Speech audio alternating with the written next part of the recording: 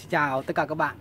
Hôm nay mình xin phép được chia sẻ kinh nghiệm cách xử lý và xả chát mùn dừa để trồng rau mầm, trồng dâu tây và trồng thủy canh, các loại rau, cây.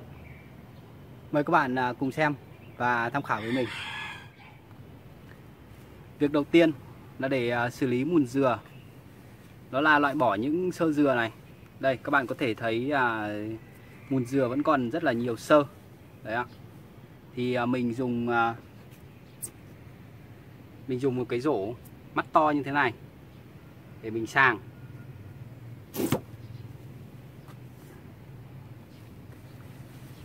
Mình lấy mùn dừa thôi để mình loại bỏ xơ ra, mình ngâm xử lý, xử chát.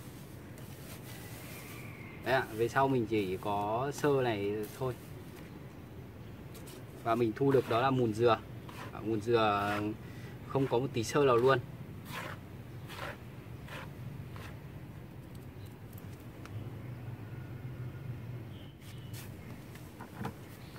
Trong những video clip hướng dẫn trộn đất thì mình có trộn thêm với cả mùn dừa. Thì các bạn có hỏi là mùn dừa có cần xử lý hay không? Thì mình bảo là mình có trả lời là mùn dừa là mình không cần xử lý. Tại vì mình trộn đất, mình ủ để trồng rau thì trộn với số lượng ít chứ không trộn với số lượng nhiều, hoặc là không sử dụng nguyên chất mùn dừa. Như đối với trồng rau mầm, trồng rau thủy canh hoặc một số loại rau khác thì mình dùng mùn dừa nhiều thì mình mới cần xử lý khử chát. Chứ mình trộn đất thì trộn với số lượng ít thì mình không cần khử chát.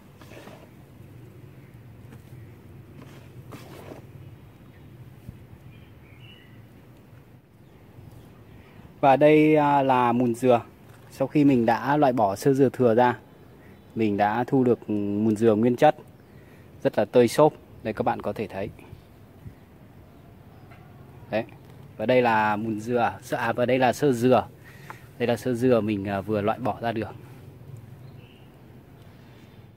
Và tiếp theo để xử lý và khử chát mùn dừa thì mình sử dụng thùng, như ở đây mình sử dụng thùng của mình là thùng 50 lít. Thì mình chỉ sử dụng một nửa nước thôi, thì nó vào tầm khoảng hơn 20 lít một tí. Và mình sử dụng đó là một lạng vôi bột, mình đổ vào.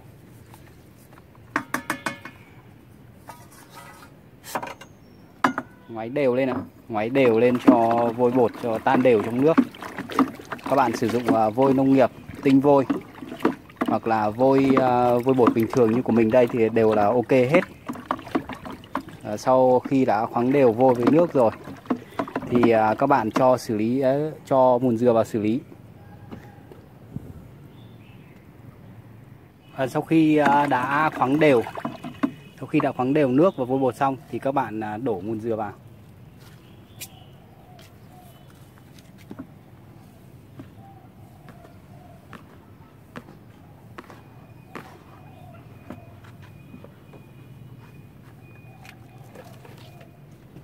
Đổ mùn dừa vào, các bạn khuấy đều lên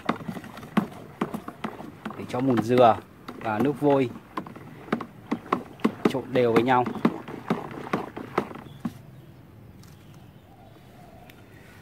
Và sau khi mùn dừa đã ngấm đều với nước vôi, các bạn có thể thấy đấy. Các bạn đậy nắp ủ trong vòng 3 ngày. Đây, như của mình nó ngấm đều nước vôi là được rồi. Các bạn đậy nắp, các bạn ủ 3 ngày.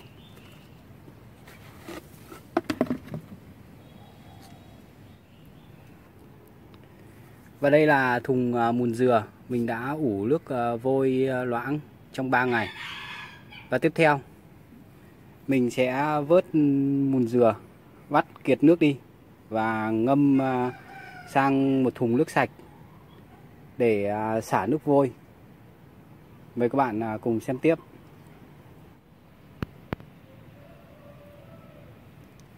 Và bây giờ mình sẽ vớt mùn dừa và vắt kiệt nước chuyển sang ngâm vào thùng nước sạch trong vòng 1 ngày. Đấy. Các bạn vắt kiệt nước đi. Đấy. Bỏ sang thùng nước sạch ngâm 1 ngày để xả nước vôi.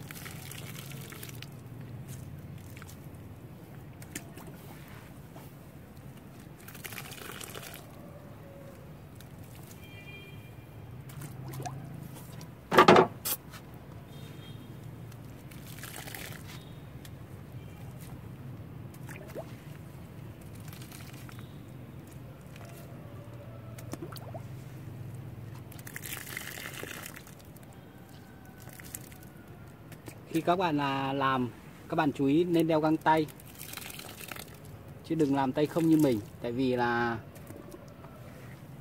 mùn dừa này có nước vôi trong, sẽ làm khô da tay các bạn, nhất là các bạn nữ.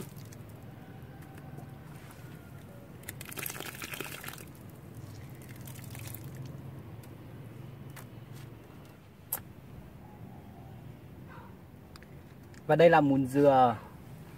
Mùn dừa sau khi mình đã vớt từ thùng ngâm nước vôi loãng sang ngâm thùng nước sạch để xả nước vôi, thì tiếp tục các bạn tiếp tục ngâm trong vòng 1 ngày.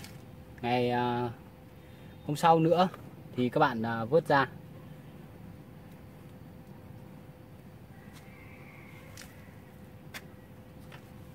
Và các bạn nhớ đậy nắp để tránh mưa, tránh nắng cho thùng ngâm mùn dừa. Và sau khi ngâm 1 ngày thì các bạn mở ra. Đây, như mùn dừa này mình đã ngâm nước sạch trong vòng 1 ngày rồi, 1 ngày 1 đêm đấy. Thì các bạn mở ra, các bạn vớt.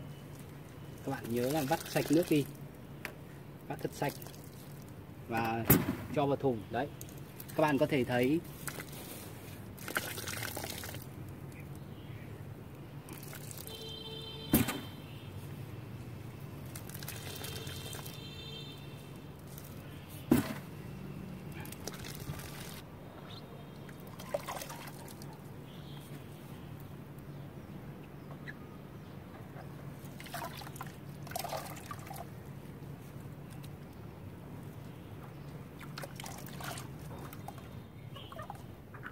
ở đây các bạn có thể thấy mùn dừa mình đã ngâm nước vôi trong vòng 3 ngày và vớt ra, vắt kiệt nước vôi, ngâm nước sạch trong vòng 1 ngày.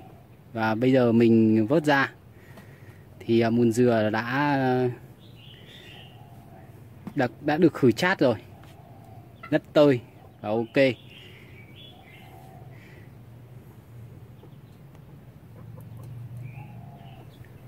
Và để mùn dừa được sạch sẽ và chất lượng hơn thì các bạn nên ủ mùn dừa với cả một chút nấm đối kháng Trichoderma trong vòng 1 tuần thì các bạn mới đem ra trồng để trồng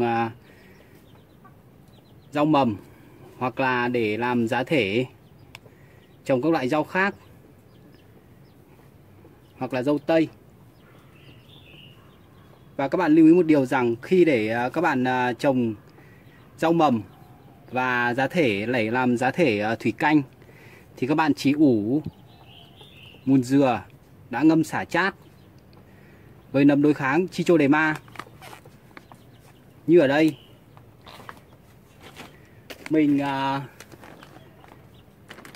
dùng để làm giá thể trồng rau và trồng dâu tây và các loại rau khác, thì mình có trộn thêm nấm hữu cơ. Đây là phân hữu cơ vi sinh, phân hữu cơ vi sinh đa vi lượng.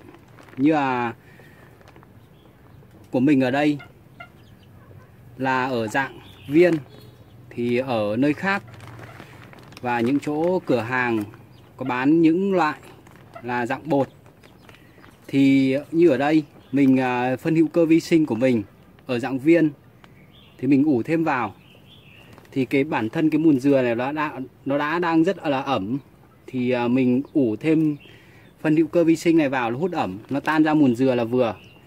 Như ở dạng viên này thì các bạn nào ủ giống mình thì các bạn nên chú ý là 3 hôm các bạn đảo đều một lần để phân hữu cơ vi sinh dạng viên này nó tan ra, nó trộn đều với cả mùn dừa, chứ không bị vón cục ở một chỗ. Các bạn chú ý như thế ạ.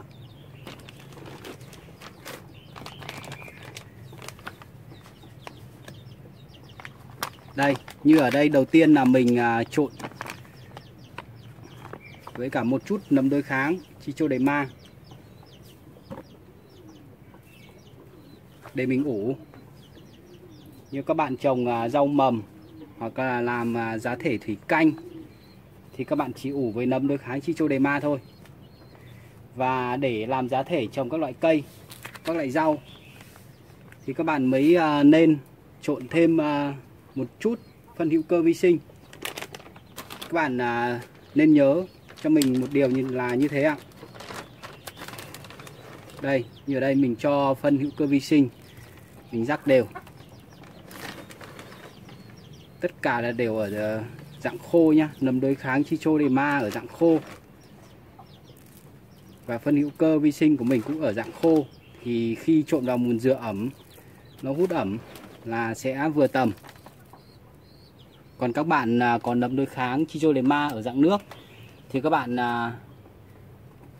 vẩy lên, vừa vẩy, các bạn vừa vẩy vừa trộn đều.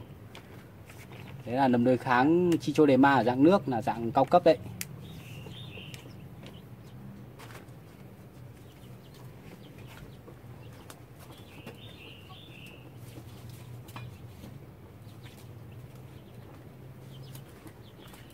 Sau khi mình đã rắc nấm đối kháng Trichoderma và phân hữu cơ vi sinh của mình ở dạng viên thì mình sẽ trộn đều lên. Mình ủ trong vòng 1 tuần là có thể đem ra sử dụng để trộn làm giá thể trồng rau và trồng cây, sẽ rất là ok.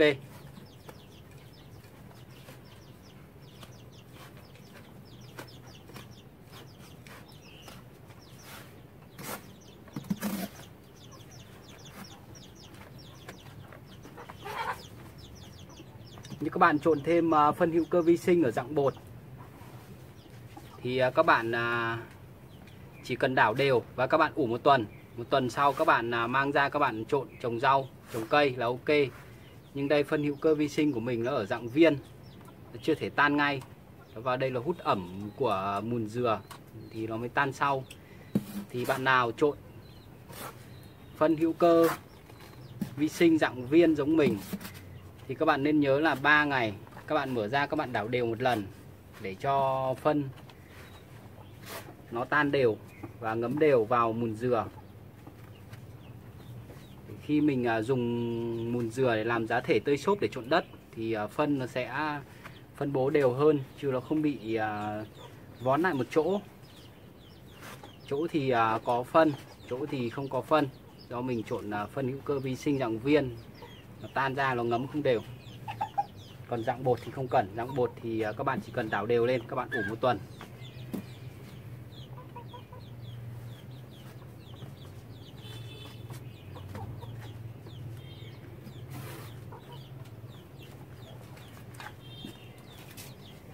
Và sau khi đã trộn đều xong thì các bạn đậy nắp. Các bạn ủ trong vòng 1 tuần, đậy nắp để vào nơi thoáng mát. Để nơi thoáng mát, tránh mưa tránh nắng. Ủ trong vòng 1 tuần là các bạn đem ra sử dụng bình thường.